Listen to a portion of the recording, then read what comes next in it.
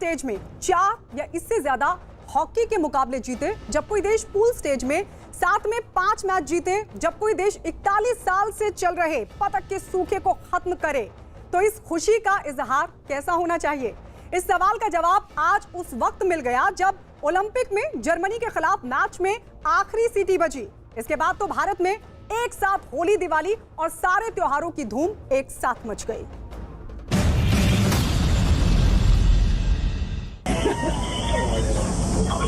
नमस्कार सर।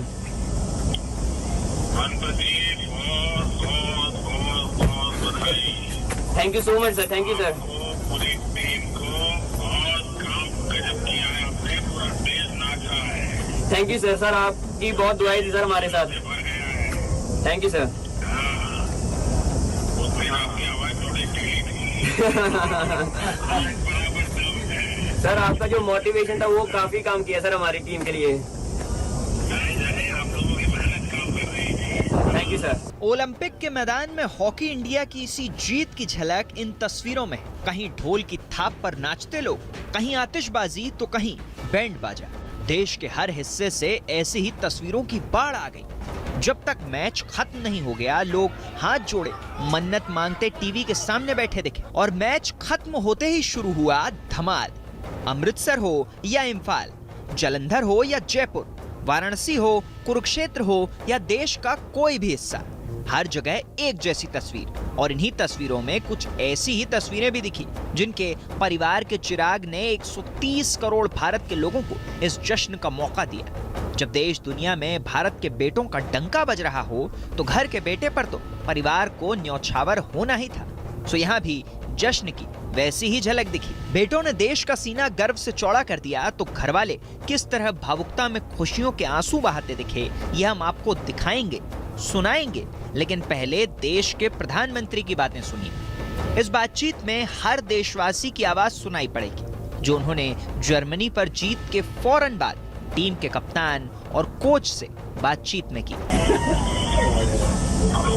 नमस्कार sir.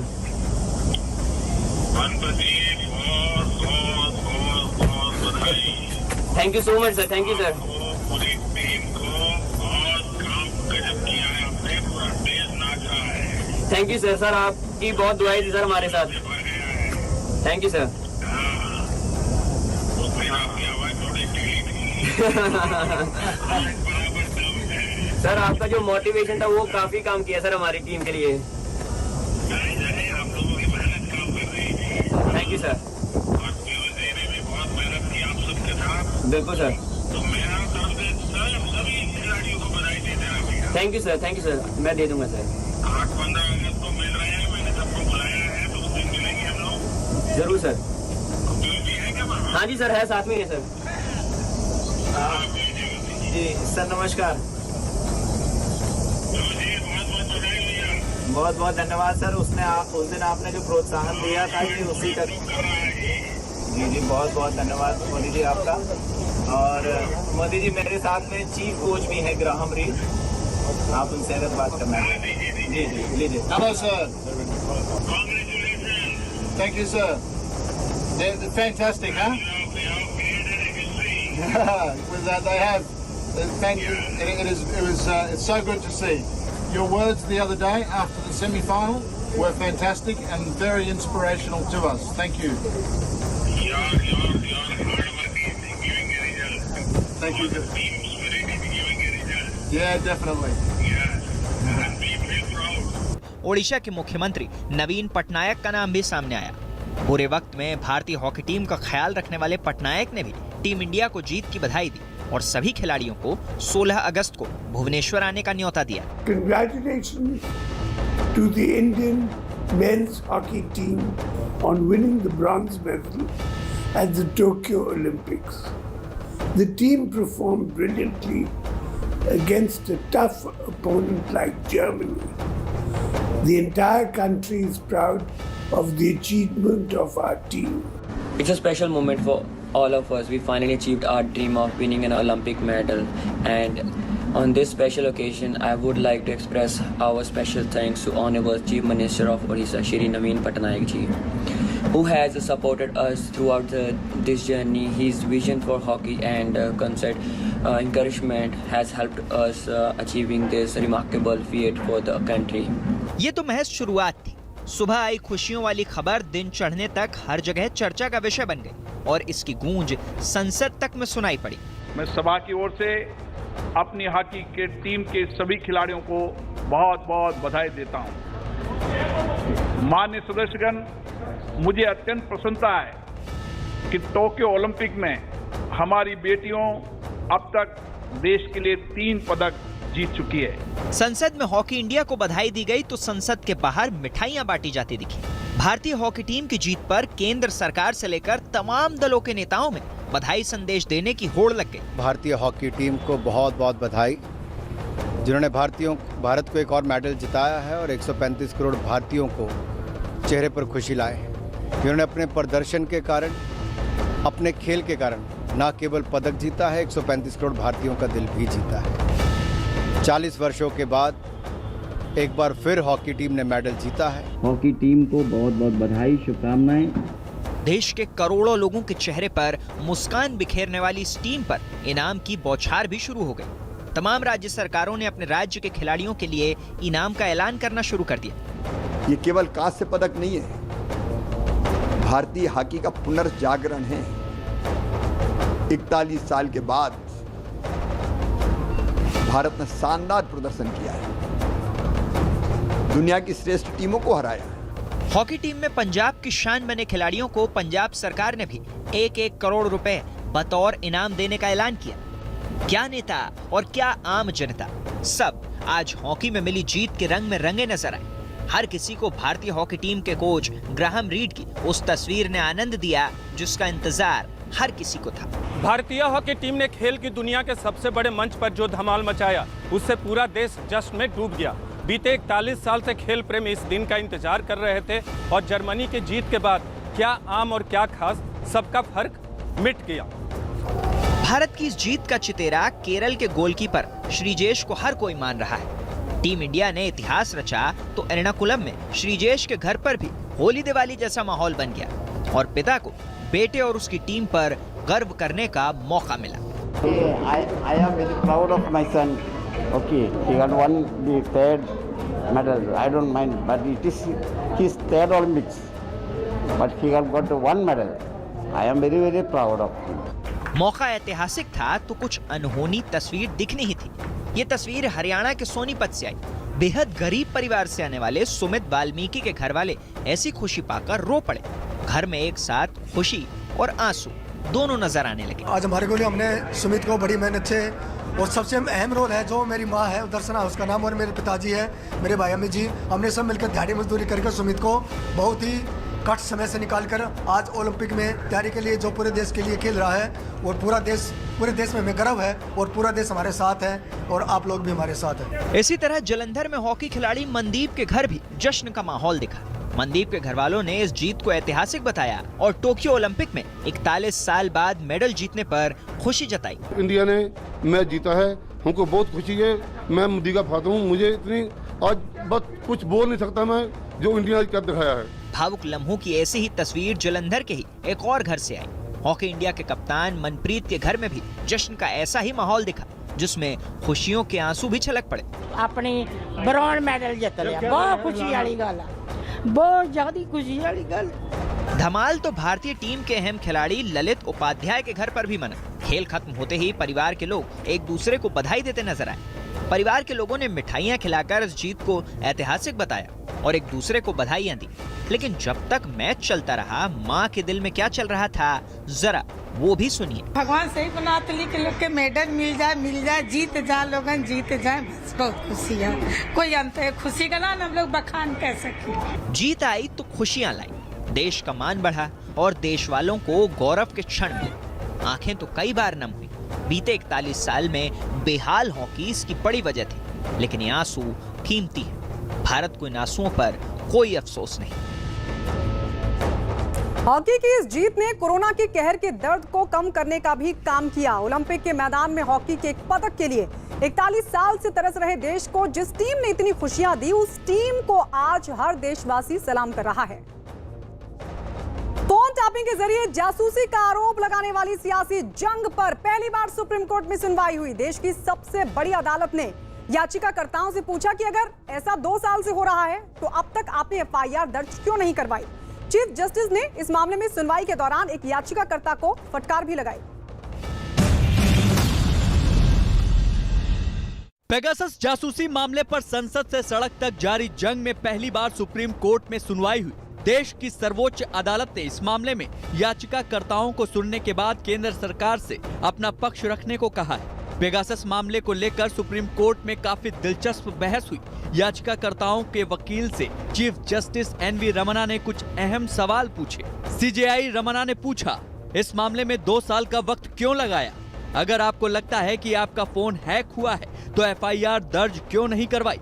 IT act के तहत शिकायत दर्ज क्यों नहीं करवाई गई? याचिकाकर्ता की ओर से कपिल सिब्बल ने कोर्ट को बताया कि कैलिफोर्निया की कोर्ट में व्हाट्सएप ने केस दर्ज किया है। कपिल सिब्बल ने कोर्ट से कहा, सरकार को जवाब देना चाहिए क्योंकि उन्होंने ये सॉफ्टवेयर खरीदा, कहां पर इसका इस्तेमाल किया। सरकार ने इस बात को माना है कि 121 स्पाईवेयर से प्रभावित यूजर भारत में हैं। ये राष्ट्रीय सुरक्षा का मामला है, सरकार को इस मामले में जवाब देना चाहिए। पेगासस मामले में सुनवाई के दौरान चीफ जस्टिस ने याचिकाकर्ताओं से पूछा कि जब ये मामला 2 साल पहले सुर्खियों में आया था तो फिर इस याचिका को दाखिल करने में इतनी देरी क्यों हुई। कोर्ट ने यह भी पूछा कि जब ये इतना बड़ा अंतर्राष्ट्रीय मुद्दा है तो फिर और ज्यादा ठोस तथ्यों के साथ याचिका क्यों नहीं दाखिल की गई। कोर्ट ने इस बात पर हैरानी जताई कि ज्यादातर याचिकाओं में सिर्फ अखबार की रिपोर्ट का हवाला दिया गया है। कोर्ट ने यह भी पूछा कि किसी ने क्या कोई आपराधिक मामला इस मामले में दर्ज किया है। पेगासस मामले में सुप्रीम कोर्ट ने याचिकाकर्ताओं से कहा कि वो अपनी याचिका की एक कॉपी सरकार को भी भेजे। इस मामले में अगली सुनवाई मंगलवार को होगी। उसके बाद सुप्रीम कोर्ट ये तय करेगा कि इस मामले में क्या फैसला लिया जाए। वहीं दूसरी ओर इस मामले पर संसद एक बार फिर ठप कर दी गई। दोनों सदनों में विपक्ष ने पेगासस और नए कृषि कानून के मुद्दे पर हंगामा किया। पीएम मोदी ने हॉकी टीम को बधाई के बहाने लगे हाथ विपक्ष के हंगामे पर भी तंज कस दिया। एक तरफ हमारा देश, हमारे युवा भारत के लिए नई सिद्धियां प्राप्त कर रहे हैं, जीत का गोल के बाद गोल कर रहे हैं, तो वहीं देश में कुछ लोग ऐसे भी हैं जो राजनीतिक स्वार्थ के में डूब करके ऐसी चीजें कर रहे हैं, लगता है सेल्फ गोल करने में जुटे हैं। देश क्या चाहता है, देश क्या हासिल कर रहा है, देश कैसे बदल रहा है, इसमें इनको कोई सरोकार नहीं। बीजेपी का कहना है कि वो सदन में हर मुद्दे पर चर्चा के लिए तैयार है, लेकिन विपक्ष का आरोप है कि सरकार चर्चा से भाग रही है। मैं ये चाहते हैं कि पेगासस इशू पे डिस्कशन हो। सरकार क्यों भाग रही है? आज की कांग्रेस पार्टी का एक सीधा मंत्र है, परिवार का हित जब तक संसद साधेगी तब तक संसद चलने दी जाएगी, और जहां परिवार का हित होगा वहां संसद में बाधा रखी जाएगी। फेक एंड फैब्रिकेटेड मुद्दों के आधार पर संसद की कार्रवाई को रोकना और देश में भ्रम का माहौल खड़ा करने की, आशंकाओं और अफवाहों का माहौल खड़ा करने की एक षड्यंत्र साजिश है, इससे ज्यादा कुछ नहीं है। सुप्रीम कोर्ट में अलग अलग कुल 9 याचिकाएं दाखिल की गई हैं, जिनमें पेगासस से जुड़े खुलासों की जांच करने की अपील की गई। संसद सत्र से 2 दिन पहले ही पेगासस के जरिए जासूसी का मामला सुर्खियों में आया था। उसके बाद से लगातार सरकार पर जासूसी का आरोप लगाकर देश की संसद में हंगामा चल रहा है। अंतर्राष्ट्रीय मीडिया रिपोर्ट्स में ये दावा किया गया था कि इजराइल की पेगासस सॉफ्टवेयर की मदद से भारत समेत दुनिया के कई देशों में कुछ खास लोगों की जासूसी की गई। इस मामले में संसद में लगातार हंगामा हो रहा है और विपक्ष जांच की मांग करते हुए सरकार से जवाब मांग रहा है। लेकिन फोन टैपिंग के जरिए जासूसी के आरोप वाली इस जंग में सबसे बड़ा नुकसान जनता का हो रहा है। प्रधानमंत्री नरेंद्र मोदी ने गरीब कल्याण अन्न योजना के तहत आज गरीबों के मन की बात सुनी। उन्होंने लाभार्थियों से सीधी बात की। इस योजना के जरिए यूपी के करोड़ों लोगों को 5 किलो प्रति व्यक्ति के हिसाब से मुफ्त अनाज दिया जा रहा है। अन्न महोत्सव पर पीएम और गरीबों के बीच वर्चुअल संवाद, आइए आपको दिखाते हैं। 5 अगस्त की ऐतिहासिक तारीख को पीएम मोदी ने गरीब कल्याण योजना का वर्चुअली शुभारंभ किया। इस दौरान पीएम मोदी ने यूपी के अलग अलग जिलों के उन लाभार्थियों से वीडियो कॉन्फ्रेंसिंग के जरिए बातचीत की जिन्हें इस योजना का लाभ मिला है। वाराणसी की बादामी देवी भी उन्हीं महिलाओं में आती हैं जिन्हें प्रधानमंत्री गरीब कल्याण योजना का लाभ मिला है। बादामी जी, आपका घर कैसा है, कच्चा है कि पक्का है? मंत्री जी, तुम का कृपा है कि वैसे मर ही रहा है हम सबका, आपका तुम की कृपा है कि हमको पक्की मिल गया है, आवास मिल गया। अमलावती से भी पीएम मोदी ने बात की। पिछले 1.5 साल में आपके परिवार को मुफ्त राशन मिलने में कहीं कोई तकलीफ हुई, कहीं लेने गए और नहीं मिला, ऐसा होता है क्या? नहीं, राशन में हमने के तकलीफ नहीं के। पिछला बेर 9 महीना मिलल, ए बेर 2 महीना। हमके राशन जैसे मिला ताटे, एक 35 किलो, एक 10 किलो, महीना में 2 बार राशन मिलता। मंत्री जी, इस कार्यक्रम के आयोजन के दौरान यूपी के सीएम योगी आदित्यनाथ भी मौजूद रहे। प्रधानमंत्री गरीब कल्याण योजना के फायदे का जिक्र करते हुए सीएम योगी आदित्यनाथ ने कहा कि इस योजना के तहत हर उस घर की जरूरत को पूरा किया जा रहा है जिनकी आय के संसाधन न के बराबर है। जो केवल अंत्योदय और पात्र गृहस्थी का राशन कार्ड धारक था, उसे तो यह खाद्यान्न उपलब्ध कराया ही गया, बल्कि अन्य जरूरतमंदों को यह खाद्यान्न प्रत्येक सार्वजनिक वितरण प्रणाली की दुकानों के माध्यम से उपलब्ध करवाने में मदद मिली। दावा किया जा रहा है कि 5 अगस्त की इस ऐतिहासिक तारीख के दिन यूपी में 80,000 राशन की दुकानों पर 80 लाख लोगों को मुफ्त राशन दिया गया। प्रधानमंत्री नरेंद्र मोदी ने इस दौरान इस बात का भी जिक्र किया कि आखिर 5 अगस्त की तारीख कैसे खास तारीख बन चुकी है। 2 साल पहले इसी तारीख का जिक्र करते हुए पीएम नरेंद्र मोदी ने कहा कि इसी दिन हमने श्रेष्ठ भारत की भावना को सशक्त किया था। इतना ही नहीं, 5 अगस्त को ही जम्मू कश्मीर से आर्टिकल 370 हटाकर हर नागरिक को उसका भागीदार बनाया। साथ ही इसी 5 अगस्त को सैकड़ों साल से चले आ रहे मामले में राम मंदिर के भव्य निर्माण की तरफ एक कदम आगे रखा था। करीब 7 दशक के बाद 2 साल पहले 5 अगस्त को ही आर्टिकल 370 को हटाकर जम्मू कश्मीर के हर नागरिक को हर अधिकार, हर सुविधा का पूरा भागीदार बनाया गया। इतना ही नहीं, पीएम मोदी ने इस दौरान पुरानी सरकारों पर भी जमकर हमला बोला। उन्होंने कहा कि पहले की सरकारों में अनाज की जिस तरह लूट होती थी, अब मौजूदा सरकार में लूट का वो रास्ता बंद हो चुका है। किसी ने वंशवाद के लिए, किसी ने अपने परिवार के लिए, किसी ने अपने राजनीतिक स्वार्थ के लिए यूपी को सिर्फ इस्तेमाल किया गया। इस दौरान पीएम मोदी ने योगी सरकार की भी जमकर तारीफ की। प्रधानमंत्री गरीब कल्याण योजना के तहत गरीब परिवारों को 5 किलो मुफ्त अनाज मुहैया कराया जाता है। इस योजना का लाभ देश के 80 करोड़ लोगों को देने का लक्ष्य है। राशन कार्ड पर मिलने वाले तय कोटे के अलावा इस योजना के तहत 5 किलो अनाज फ्री में दिया जाता है। और बुलेटिन में वक्त एक छोटे से ब्रेक का है, लेकिन ब्रेक के बाद दिखाएंगे कुछ और